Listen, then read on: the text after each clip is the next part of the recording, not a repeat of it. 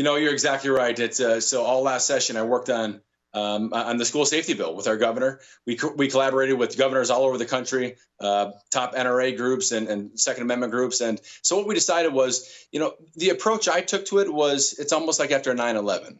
After 9/11, we realized that our airports were a breach. So what did we do? Did we first try to get counseling and all those things for people that wanted to hurt us, or do we actually go and secure the breach?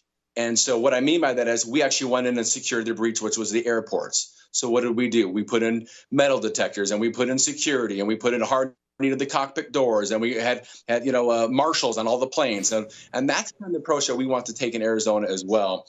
Absolutely, you need to address the mental health aspect, and you want to address counseling for those that need it. But we actually want to go into our schools too. And so what we did in the bill that I wrote was to do just that. We beefed up our entire SRO, our school safety, school resource officers program.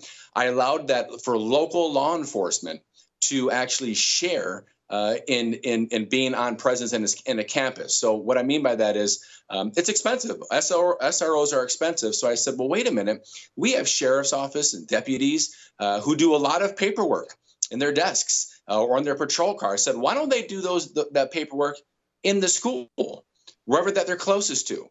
And so we started that program where if you're a PD or if you're a sheriff's office, you could dispatch your on duty